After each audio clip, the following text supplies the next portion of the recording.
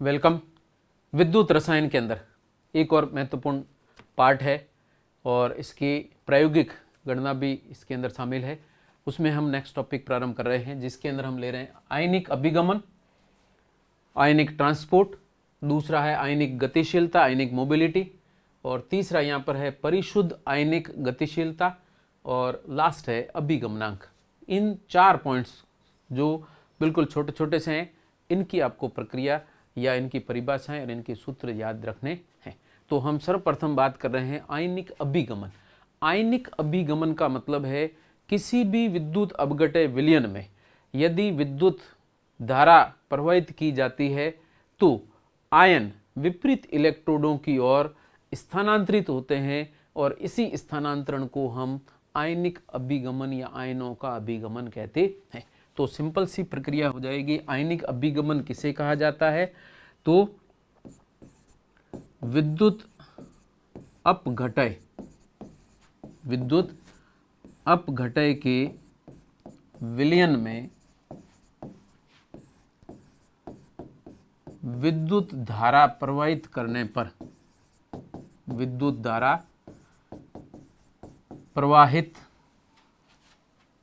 करने पर आयन विपरीत इलेक्ट्रोड की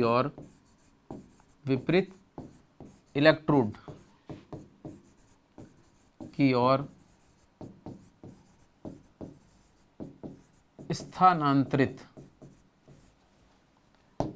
स्थानांतरित होते हैं, इसे ही आयनिक अभिगमन कहा जाता है। आयनिक अभिगमन कहते हैं। तो सिंपल सी बात हो जाएगी, आयनिक अभिगमन या आयनिक ट्रांसपोर्ट का मीनिंग क्या है? विद्युत विभव की उपस्थिति में आयनों का विपरीत इलेक्ट्रोडों की ओर स्थानांतरण ही आयनिक अभिगमन कहलाता है। और किसी भी आयन का आयनिक अभिगमन मुख्यतः 3 कारकों पर निर्भर करता है, अर्थात आयनिक अभिगमन 3 कारकों पर निर्भर करता है, जिसमें से पहला कारक है तापक्रम। तापक्रम में परिवर्तन के साथ आयनिक अभिगमन परिवर्तित या प्रभावित होता है। नंबर 2 आता है आयन की प्रकृति। आयन कैसा है उसके आधार पर भी यह प्रभावित होता है। और नंबर 3 है विभव प्रवणता पर निर्भर करता है। तो तीसरा पार्ट है विभव प्रवणता। पोटेंशियल ग्रेडियंट या विभव प्रवणता तीसरे पार्ट पर भी निर्भर करता है। अब विभव प्रवणता क्या है, ये प्रक्रिया भी आपको पता होनी चाहिए। और विभव प्रवणता वास्तव में विभव प्रवणता या पोटेंशियल ग्रेडियंट, ध्यान रखना, पोटेंशियल ग्रेडियंट क्या है? पोटेंशियल ग्रेडियंट वास्तव में विभवांतर और इलेक्ट्रॉनों के मध्य की दूरी के अनुपात पर निर्भर करता है। इलेक्ट्रोडों के मध्य की दूरी। तो सिंपल हो जाएगा कि किसी भी विद्युत अपघट्य विलयन की यदि विभव प्रवणता ज्ञात करनी है तो विभवांतर कितना उत्पन्न हो रहा है, दूसरा इलेक्ट्रोडों के मध्य की दूरी कितनी है, इन दोनों के अनुपात को ही हम विभव प्रवणता कहते हैं। जिसमें यहाँ पर विभवांतर को वोल्ट में प्रदर्शित करते हैं और इलेक्ट्रॉनों के मध्य की दूरी को यदि मीटर में प्रदर्शित करते हैं तो इसका मात्रक हो जाएगा, अर्थात विभव प्रवणता का मात्रक हो जाएगा वोल्ट मीटर इनवर्स। तो ध्यान रखना है। तो विभवांतर तथा इलेक्ट्रोडों के मध्य की दूरी का अनुपात क्या कहलाता है? विभव प्रवणता कहलाता है, जो वोल्ट प्रति मीटर के रूप में प्रदर्शित की जाती है। यहाँ पर विभव प्रवणता की सहायता से ही हम नेक्स्ट जो प्रक्रिया आप ले चुके थे पहले उसको प्रदर्शित करते हैं, और वो है अभिगमना। ये सेकंड है आयनिक गतिशीलता। और आयनिक गतिशीलता का हम परिभाषा या प्रक्रिया को इसी के रूप में प्रदर्शित करते हैं। तो सेकंड आता है यहाँ पर जो पार्ट है आयनिक गतिशीलता। आयनिक गतिशीलता, तो ध्यान से देखना, आयनिक गतिशीलता या आयोनिक मोबिलिटी, आयोनिक मोबिलिटी या आयनिक गतिशीलता क्या है वास्तव में? आयनिक गतिशीलता या आयनिक मोबिलिटी का मतलब है कि कोई भी विद्युत अपघट्य विलयन दिया गया है, उसमें एक आयन स्थिर ताप पर इकाई विभव प्रवणता की उपस्थिति में, इकाई विभव प्रवणता की उपस्थिति में 1 सेकंड में कितनी दूरी तय कर रहा है, उस दूरी को ही हम आयनिक गतिशीलता कहते हैं। तो आयनिक गतिशीलता के लिए 3 कांस्टेंट कौन कौन से हैं? दूरी 1 सेंटीमीटर, नंबर 2 विभव प्रवणता होनी चाहिए इकाई, और नंबर 3 यहाँ पर ताप क्रम स्थिर होना चाहिए। तो स्थिर ताप पर इकाई विभव प्रवणता की उपस्थिति में किसी आयन द्वारा प्रति सेकंड तय की गई दूरी या 1 सेकंड में तय की गई दूरी को हम आयनिक गतिशीलता कहते हैं। तो प्रक्रिया क्या होगी? आयनिक गतिशीलता या आयनिक मोबिलिटी का अर्थ क्या है? आयनिक मोबिलिटी का मतलब है स्थिर ताप, पहली शर्त है स्थिर ताप क्रम। दूसरी इकाई विभव प्रवणता, अर्थात विभव प्रवणता कितनी होनी चाहिए? 1 इकाई विभव प्रवणता की उपस्थिति में, ये 2 स्थिर रखना है। इन दोनों की उपस्थिति में किसी आयन द्वारा, कोई भी आयन हम ले सकते हैं, तो किसी आयन द्वारा प्रति सेकंड या 1 सेकंड कह सकते हैं, प्रति सेकंड या 1 सेकंड में तय की गई दूरी, तय की गई दूरी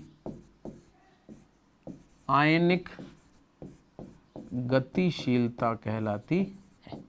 तो सिंपल सी डेफिनेशन है कि स्थिर ताप हो, विभव प्रवणता इकाई हो, इन दोनों की उपस्थिति में कोई आयन 1 सेकंड में जितनी दूरी तय करता है, उस दूरी को ही हम गतिशीलता कहते हैं।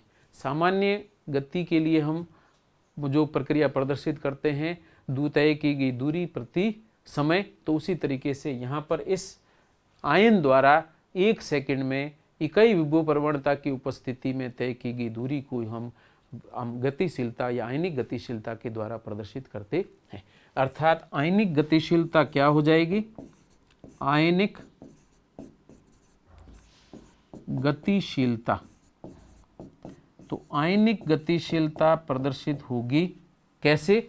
हम इसमें विभव प्रवणता इकाई ले रहे हैं, तो मैं विभव प्रवणता का यहाँ पर भाग दे देता हूँ। तो विभव प्रवणता जितनी भी है इकाई लेनी है, तो मैं भाग के रूप में लिखता हूँ। दूसरा, इस इकाई विभव प्रवणता की उपस्थिति में 1 सेकंड में तय की गई दूरी, तो हम किसकी दूरी की बात कर रहे हैं? आयन की। तो यहाँ ऊपर लिखा जाएगा आयन द्वारा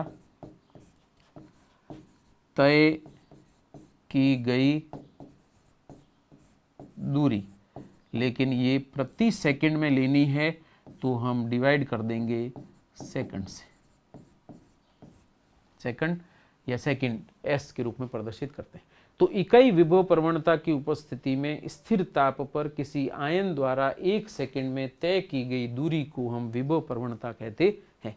और यदि इसको प्रदर्शित किया जाए, यदि तय की गई दूरी मीटर में है, तो ये हो जाएगा मीटर प्रति सेकंड, और विभव प्रवणता का मात्रक हमने लिख रखा है वोल्ट मीटर इनवर्स। और अगर इन दोनों को सरल किया जाए तो इसका मात्रक आ जाएगा, मीटर का हो जाएगा स्क्वायर, वोल्ट हो जाएगा, और प्रति सेकंड होगा। तो इसका मात्रक आएगा m-1 ऊपर लाएंगे प्लस, तो m square v means volt प्रति सेकंड। मीटर स्क्वायर वोल्ट प्रति सेकंड आयनिक गतिशीलता की मात्रक के रूप में प्रदर्शित किया जाता है। तो सिंपल है।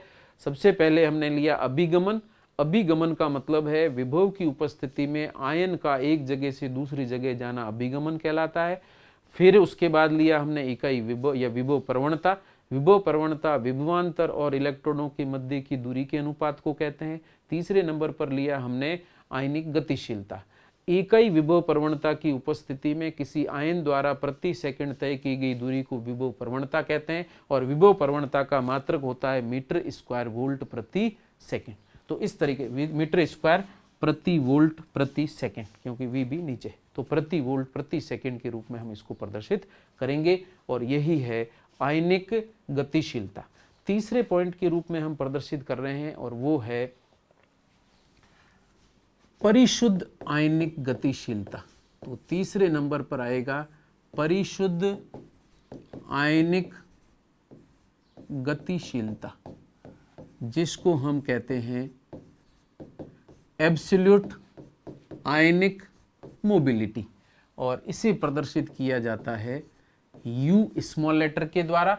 और परिशुद्ध या एब्सोल्यूट आयनिक गतिशीलता वास्तव में अनंत तनु विलयन के रूप में प्रदर्शित की जाती है। तो अनंत तनु विलयन अगर दिया गया है तो अनंत तनु विलयन में आयन की गतिशीलता जो है उसी को हम क्या कहते हैं, आयनिक गतिशीलता है, उसी को हम AIM या एब्सोल्यूट आयनिक मोबिलिटी कहते हैं। अर्थात अनंत तनु विलयन में आयन की मोबिलिटी ही एब्सोल्यूट आयनिक मोबिलिटी या परिशुद्ध आयनिक गतिशीलता कहलाती है। और यदि हम इसको पूर्ण रूप से परिभाषित करें तो गतिशीलता की परिभाषा भी इसके साथ में जोड़ दी जाए तो क्या प्रक्रिया आएगी। सबसे पहले हम लिखेंगे अनंत तनु विलयन में स्थिर ताप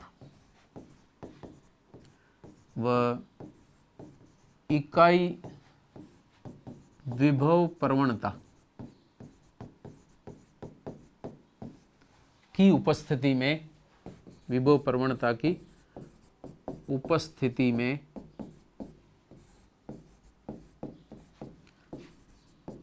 आयन द्वारा प्रति सेकंड में तय की गई दूरी को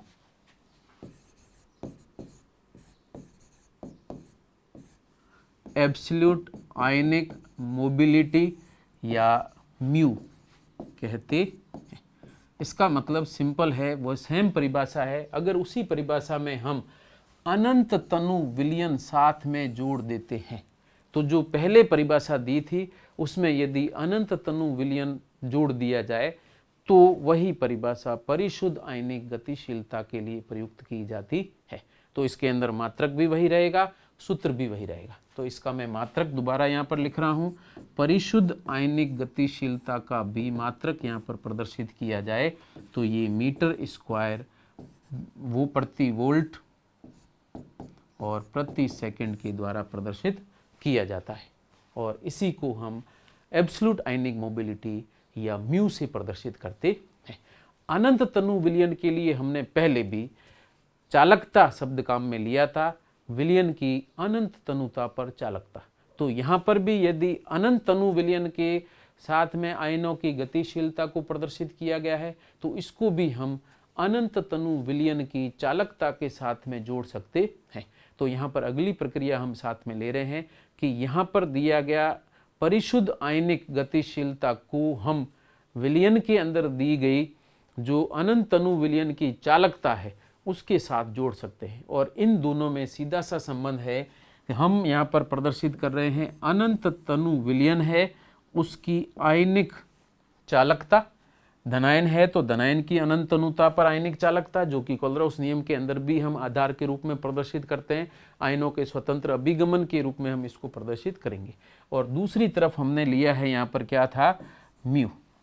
तो यहाँ पर ये दोनों धनायन के लिए अगर गतिशीलता और ये धनायन की अनंत तनु विलयन या अनंत तनु विलयन की चालकता दो प्रदर्शित की गई है तो यहाँ पर ये दोनों एक दूसरे के क्या होंगे, समानुपाती। तो अनंत तनु विलयन की चालकता अनंत तनु विलयन की गतिशीलता या परिशुद्ध आयनिक गतिशीलता के समानुपाती होती है। तो चालकता परिशुद्ध आयनिक गतिशीलता के समानुपाती होती है। और यदि हम इसको इक्वलाइज कर देते हैं या दूसरे आयन के लिए मैं प्रदर्शित करूं तब भी यही संबंध इसी रूप में आएगा।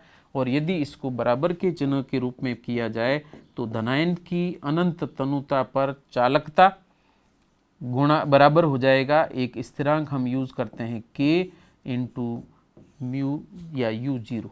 इसी तरीके से मैं ये लिखता हूँ ऋणायन की अनंत तनुता पर चालकता बराबर k इंटू यू और u माइनस के रूप में प्रदर्शित की जाती है। ये दो संबंध है जो दर्शाते हैं कि यहाँ पर धनायन की और ऋणायन की अनंत तनुता पर आयनिक चालकताएं परिशुद्ध आयनिक गतिशीलता के साथ में संबंधित होती है। और यहाँ पर दिया गया k यहाँ पर स्थिरांक है और इस स्थिरांक का मान अनंत तनु विलयन के लिए 96500 कूलाम या 1 फैराडे के बराबर होता है। तो यहाँ पर 96500 कूलाम या 1 फैराडे के रूप में k प्रदर्शित करते हैं।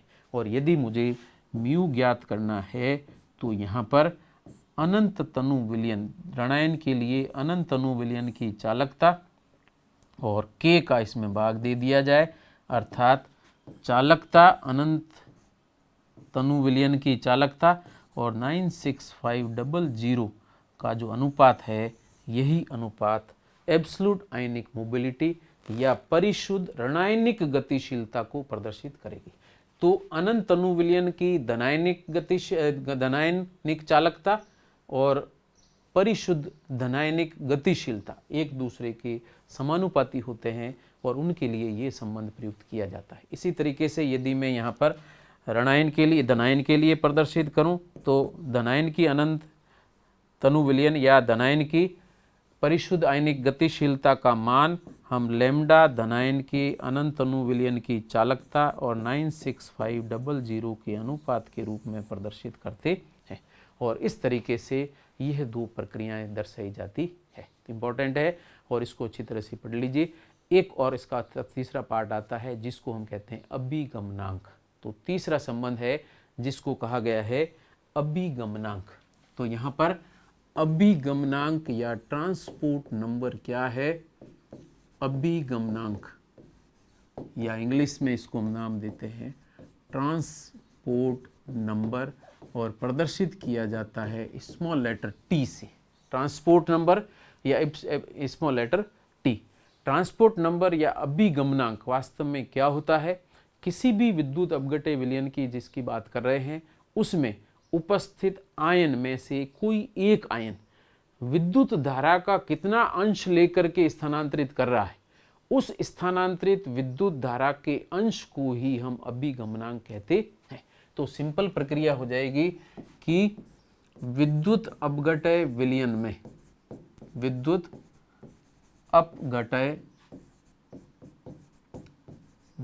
में एक आयन द्वारा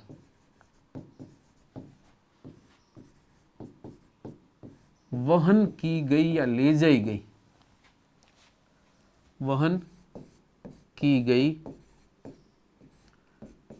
विद्युत की मात्रा को ट्रांसपोर्ट नंबर कहते हैं या अभिगमनांक कहते हैं। धनायन जितनी विद्युत का अंश लेके जा रहा है, विद्युत की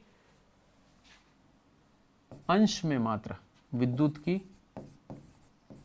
अंश में मात्रा जो है उसी को T से प्रदर्शित किया जाता है। विद्युत का कितना भाग लेके जा रहा है या विद्युत धारा का कितना अंश एक आयन स्थानांतरित कर रहा है उसी को हम किस रूप में प्रदर्शित करते हैं? अभिगमनांक या ट्रांसपोर्ट नंबर के द्वारा दर्शाया जाता है। यदि मैं धनायन के अभिगमनांक की बात करता हूं तो कैसे प्रदर्शित किया जाएगा? तो पहली प्रक्रिया ली जाए धनायन का अभिगमनांक। तो धनायन का अभिगमनांक बराबर हो जाएगा धनायन द्वारा ले जाई गई या वहन की गई ले जाई गई विद्युत का या विद्युत धारा या मात्रा का अंश, अंश का मतलब है मूल, जैसे भिन्न लेते हैं या भिन्न या अंश के रूप में प्रदर्शित कर रहे हैं। अंश मीन्स हिस्सा या भाग या टुकड़ा। तो किसी भी विद्युत धारा का कितना अंश एक आयन लेके जा रहा है उसी को हम अभिगमनांक कहते हैं। अगर धनायन के लिए बात करें तो धनायन द्वारा ले जाएगी विद्युत का अंश कैसे ज्ञात करेंगे? धनायन द्वारा ले जाई गई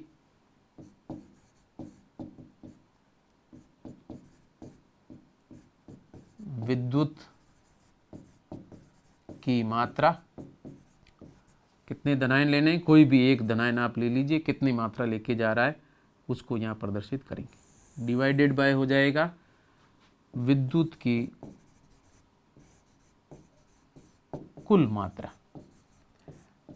विद्युत की कुल मात्रा कितनी है और एक आयन विद्युत की कितनी मात्रा लेके जा रहा है, उन दोनों के अनुपात के द्वारा हम अंश ज्ञात करते हैं। और किसी एक आयन द्वारा विद्युत धारा के अंश या विद्युत मात्रा के अंश को जो ले जाने की क्षमता है उसी को अभिगमनांक के रूप में प्रदर्शित करते हैं। तो आयनिक अभिगमनांक यहाँ पर प्रदर्शित किया गया, जिसमें धनायनिक अभिगमनांक दर्शाए। इसमें हम प्रदर्शित कर रहे हैं धनायन द्वारा ले जाएगी विद्युत की मात्रा हमेशा विलयन के अंदर जो हमने परिशुद्ध आयनिक गतिशीलता लिखी थी उसी से प्रदर्शित करते हैं। तो धनायन जितनी विद्युत की मात्रा लेके जाएगा वो धनायन के परिशुद्ध आयनिक गतिशीलता के बराबर होगी, और ऋणायन जितनी विद्युत की मात्रा लेके जाएगा वह ऋणायन की परिशुद्ध आयनिक गतिशीलता के बराबर होगी। तो ऐसी स्थिति में यहाँ पर धनायन द्वारा ले जाई गई विद्युत की मात्रा किस रूप में प्रदर्शित की जाती है? धनायन के परिशुद्ध आयनिक गतिशीलता तथा विद्युत की कुल मात्रा। विद्युत की कुल मात्रा यहाँ पर धनायनों और ऋणायनों के द्वारा वहन की गई या ले जाई गई विद्युत की मात्रा के बराबर होगा, और यहाँ पर हम इसे T प्लस के द्वारा प्रदर्शित करते हैं। अर्थात धनायन का अभिगमनांक धनायन की परिशुद्ध आयनिक गतिशीलता तथा विलयन की कुल आयनिक गतिशीलता के अनुपात के बराबर होगी। और यदि मैं ऋणायन के लिए बात करता हूँ तो T माइनस बराबर हो जाएगा U माइनस बटा U plus plus U minus के रूप में प्रदर्शित करेंगे। अर्थात ऋणायन का अभिगमनांक ऋणायन की परिशुद्ध आयनिक गतिशीलता तथा विलयन की कुल आयनिक गतिशीलता के अनुपात के बराबर होगी। अर्थात एक आयन विद्युत अपघट्य विलयन में कितनी विद्युत का अंश लेके जा रहा है उसी को अभिगमनांक के रूप में प्रदर्शित करते हैं, और यही प्रक्रिया अभिगमनांक कहलाती है। और अभिगमनांक का प्रायोगिक निर्धारण करने की प्रक्रिया भी अपने कोर्स में है। तो नेक्स्ट क्लास के अंदर हम इस अभिगमनांक को ज्ञात करने के तरीके प्रदर्शित करेंगे। तब तक के लिए थैंक यू सो मच।